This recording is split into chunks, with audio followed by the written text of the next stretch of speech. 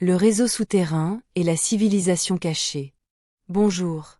Merci d'être ici avec moi une fois de plus. J'espère que vous allez très bien aujourd'hui. C'est Marie, bienvenue sur ma chaîne. Ces informations peuvent être considérées comme de la science-fiction ou comme le spectateur le voit le mieux, et je la publie uniquement à des fins de divertissement. Cependant, je prends mes informations très au sérieux et pour ceux qui ont des yeux pour voir. J'écris ceci le matin du 11 mai 2025. Tout d'abord, je ne peux pas utiliser un langage direct sur ce sujet, car je sais qu'il est fortement censuré et que publier certaines choses pourrait nuire à cette chaîne YouTube si nécessaire. Cela signifie que vous devrez mettre votre chapeau de réflexion et connecter de nombreux points. Vous devrez également peut-être déchiffrer des noms couramment connus que j'ai un peu modifiés pour des raisons de sécurité, par exemple, un événement sous fausse bannière.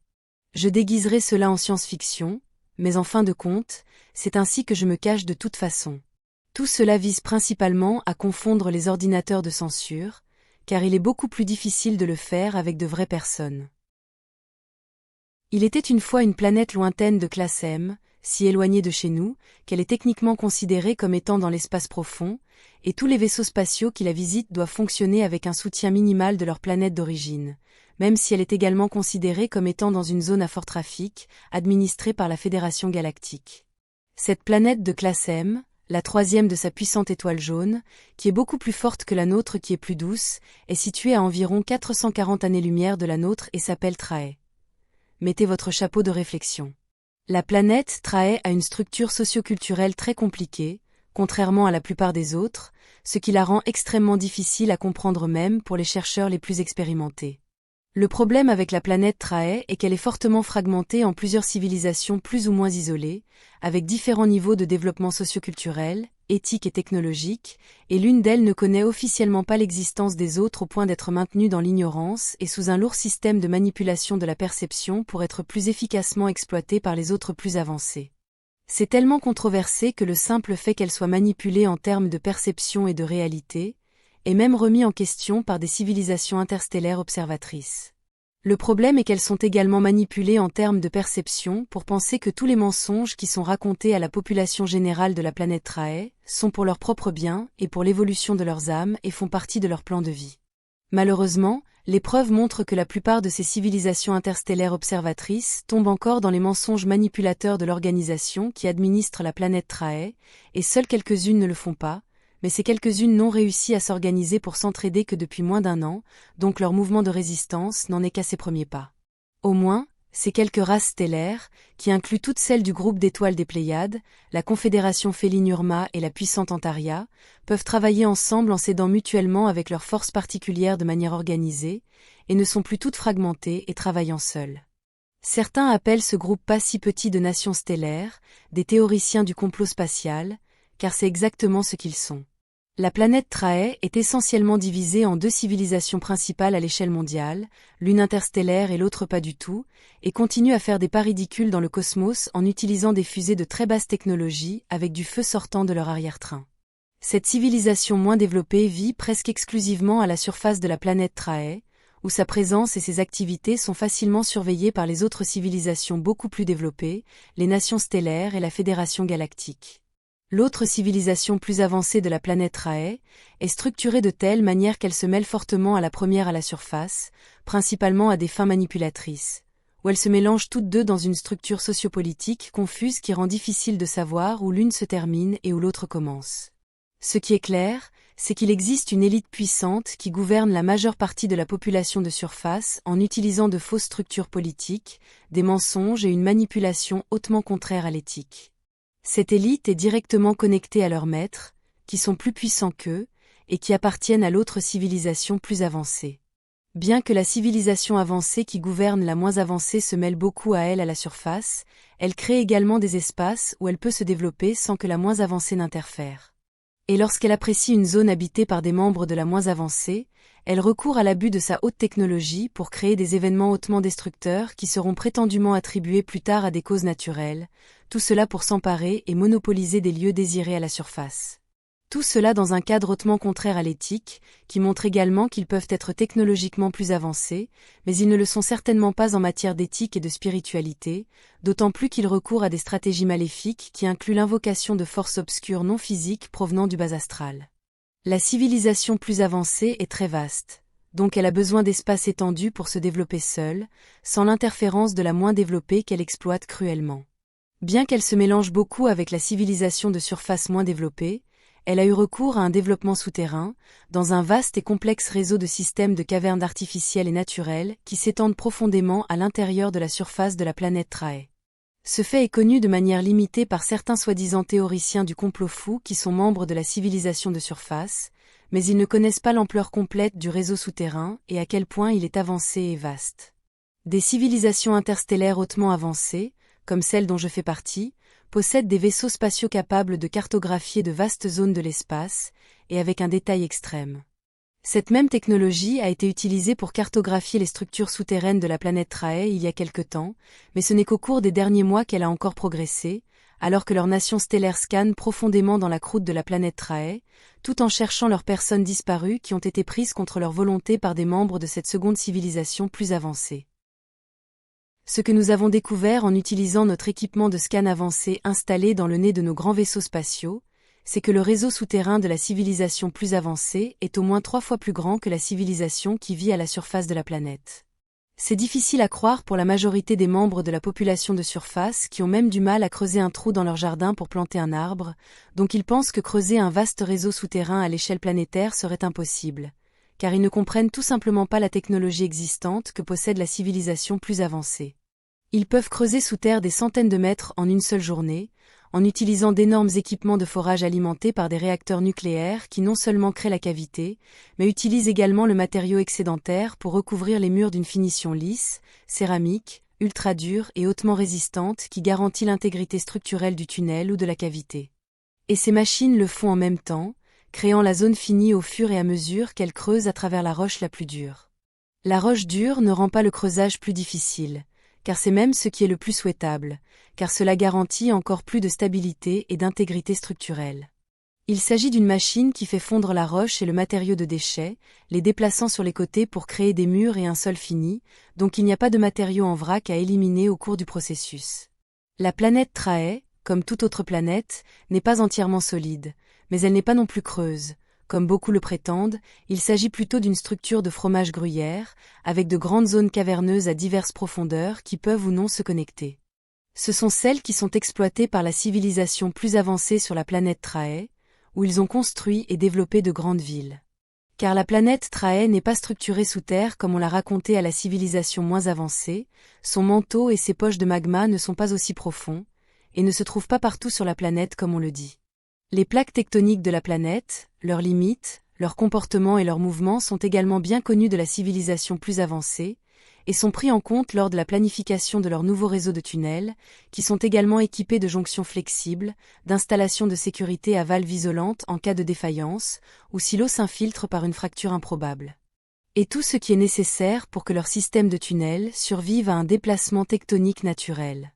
Bien que le réseau souterrain artificiel ne soit pas nouveau, avec certains lieux habités datant de milliers d'années, une grande partie de celui-ci a été développée au cours des 50 dernières années, où nous avons vu une grande expansion des constructions souterraines. Aujourd'hui, il existe un vaste réseau de villes interconnectées sous terre, qui s'étend sur toute la planète. Chaque grande ville à la surface a son homologue souterrain, et elles se connectent toutes avec un vaste système de trains magnétiques ultra rapides qui se déplacent le long de tubes à vide, avec presque aucune friction alors qu'ils voyagent à des vitesses supersoniques élevées. Ce système ferroviaire hautement développé à l'échelle planétaire permet à leurs citoyens de voyager d'un coin de la planète à un autre, en quelques minutes à un peu plus d'une heure. Ce système peut même être trouvé sous les océans, à de grandes profondeurs, dans des tubes super résistants qui sont posés profondément sur le fond océanique, et qui sont facilement détectables d'en haut avec des systèmes de cartographie sonar standard. Mais les gouvernements de la planète Trae ont reçu l'ordre de patrouiller ces zones dans les océans, de sorte qu'aucun navire bien équipé ne peut scanner ces zones, ce qui les rend pratiquement illégales à scanner et à rechercher, tout en donnant de simples excuses comme des zones de réserve de la faune. Certains des endroits où ces tubes peuvent être trouvés en grand nombre se situent autour de l'Antarctique, comme on pourrait s'y attendre, et à travers le fond océanique du Pacifique Sud. Beaucoup peuvent également être trouvés sous l'océan Indien, en particulier près de l'Australie, pourtant ces tubes de transit de haute technologie peuvent être trouvés à peu près partout sur la planète. Certains sont plus évidents que d'autres, car certains peuvent partiellement aller sous terre en traversant une montagne submergée au fond de l'océan. Des preuves de cela peuvent être trouvées avec des recherches utilisant des cartes sous-marines. Ces villes souterraines sont reliées à celles de la surface à de nombreux endroits. Certaines sont même assez évidentes et ont été filmées par des camionneurs qui reçoivent parfois l'ordre d'apporter des fournitures dans ces zones, cependant ils ne savent pas à quel point ces systèmes souterrains sont vastes. Comme certains camionneurs l'ont déclaré, ils ont conduit leurs gros camions à 18 roues pendant des heures sur des autoroutes souterraines avec beaucoup de circulation, au point qu'ils affirment avoir été effrayés par ce qu'ils ont vu. Malheureusement, la plupart d'entre eux ont été réduits au silence, mais avec quelques recherches, certaines de leurs vidéos et photographies peuvent encore être trouvées sur Internet. C'est aussi une preuve que la civilisation souterraine ne ressent plus le besoin de cacher son existence autant qu'auparavant. Cela peut également être vu comme lié au fait que les pouvoirs en place deviennent plus négligents dans la dissimulation de leurs agendas et de tout ce qui a trait à leur existence. C'est pourquoi tant de personnes de la surface disparaissent chaque année, car ils ont des entrées vers leur réseau souterrain partout sur la planète, et il est très facile pour eux de prendre des gens contre leur volonté. Par exemple, dans les grandes villes, ils utilisent ce qu'on appelle des backrooms, qui sont des lieux à l'intérieur de certains de leurs bâtiments désignés qui sont interdits au grand public, et qui ont des accès cachés, et qui se connectent à des ascenseurs et à des systèmes de tunnels menant au centre de communication souterrain. Certains des endroits qui possèdent ces accès cachés au réseau souterrain se trouvent dans des parcs d'attractions populaires, qui sont fréquentés par des enfants, leurs principales victimes, mais se trouvent également sous des bâtiments gouvernementaux, nouveaux comme anciens. Ils se trouvent aussi sous de nombreux temples et églises, et c'est le sens caché du terme désigné, Holy Ground, car cela signifie littéralement, un endroit plein de trous, des trous qui mènent au monde souterrain. Je tiens à remercier le grand Jordan Maxwell pour avoir découvert le sens caché du terme Holy Ground, parmi tant d'autres mots et choses révélateurs. D'autres endroits qui ont également de nombreuses entrées vers le monde souterrain et le réseau, sont tous les soi-disant parcs nationaux, qui sont célèbres pour avoir des disparitions de personnes, en particulier d'enfants, comme l'a révélé David Polyd et son travail, le Missing 411. Cette civilisation souterraine, hautement avancée, a un contact direct avec les membres de la Fédération galactique, qui sont en fin de compte ceux qui gouvernent la planète Trae, et qui sont utilisés comme moyen de contrôler la civilisation de surface moins avancée. La Fédération galactique contrôle la civilisation de surface de la planète Trae à travers celle plus avancée, qui existe principalement sous terre. Comme je l'ai dit précédemment, la civilisation plus avancée se mêle à celle de la surface, rendant difficile de voir où l'une se termine et l'autre commence, et cela se produit également entre elles et les autres races avec lesquelles elles interagissent, car d'autres civilisations vivent sous terre à des niveaux beaucoup plus profonds, parfois plusieurs kilomètres sous leur ville souterraine. Bien que cette civilisation plus avancée, principalement souterraine, soit humaine-lyrienne, il en existe d'autres qui ressemblent à des reptiles, et qui participent également fortement à l'exploitation des personnes qui vivent à la surface de la planète. Et il existe d'autres civilisations profondément sous terre qui ressemblent à des humains lyriens, et peuvent être génétiquement similaires, mais qui sont très insaisissables car elles ont également été envahies, maltraitées et exploitées à la fois par celles qui ressemblent à des reptiles et par les humains lyriens avancés. Un exemple de cela pourrait être Agartha. Il y a d'innombrables autres animaux étranges et créatures humanoïdes vivant sous terre, et certains d'entre eux peuvent être très dangereux, certains d'entre eux peuvent s'aventurer à la surface en utilisant des cavernes peu profondes. D'autres vivent sous terre mais près de la surface, et sortent souvent, donc peuvent parfois être vus par des gens et des randonneurs. Ces créatures humanoïdes sont très insaisissables car elles veulent simplement être laissées seules. Je parle principalement de Bigfoot, Sasquatch et Mink, qui sont tous fondamentalement membres de la même espèce. En revenant à la civilisation humaine lyrienne souterraine hautement avancée, leurs villes sont au moins aussi grandes que celles de la surface, sinon plus grandes, mais sont structurées différemment, donnant la priorité au luxe et au confort pour leurs membres d'élite, qui sous terre se comptent par centaines de milliers, voire par millions, mais sortent rarement à la surface, si jamais, car ils la considèrent comme un endroit très dangereux et primitif. Ils sont si bien installés et équipés en dessous, qu'ils ne voient aucune nécessité à remonter à la surface. La densité de population de ces grandes villes souterraines est beaucoup plus faible que celles au-dessus, car ils aiment tous leur intimité tout en profitant de grandes demeures, qui sont assez répandues parmi leurs membres. L'infrastructure générale de ces grandes villes souterraines est hautement avancée et rivalise avec celle de n'importe quelle nation stellaire. Ils ont même développé des systèmes de soleil artificiels pour imiter la lumière naturelle, tout comme les systèmes utilisés dans les vaisseaux biosphères andromédiens et arcturiens tels que le Viera. Il existe un fossé de développement très cruel et vaste entre la civilisation souterraine et celle d'en haut, et à en juger par leur attitude et leur comportement, ils ne sont pas éthiquement et spirituellement plus avancés, ils sont simplement ivres de technologie et de pouvoir. Cette civilisation se mélange et s'entremêle avec celle d'en haut, et elle le fait également avec l'autre qui ressemble à des reptiles et avec le reste de la communauté galactique interstellaire à travers la Fédération galactique, utilisant leur port spatial au plus profond de la région du pôle Sud, d'où ils sortent et entrent de la planète à volonté. Et pour aggraver les choses, il y a un changement vibratoire existentiel drastique causé par le fait de vivre sous terre et aussi par l'inconscient collectif dissemblable, qui se développe différemment car leurs concepts et leur perception de la réalité contrastent beaucoup avec ceux des gens vivant à la surface. Par conséquent, techniquement, ils sont dans un autre royaume, mais cela ne les rend pas moins physiques. Cela je devrais peut-être l'expliquer en détail dans une autre vidéo.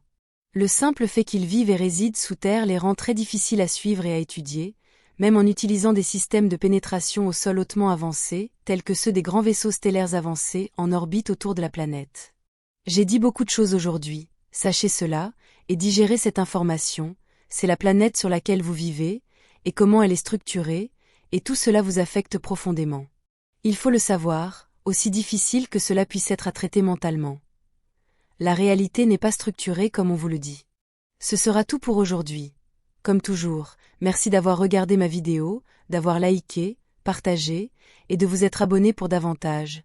Cela aide beaucoup cette chaîne à grandir. Et j'espère vous voir ici la prochaine fois. Avec beaucoup d'amour et de reconnaissance. Votre amie, Reine Marie, première de Tegeta.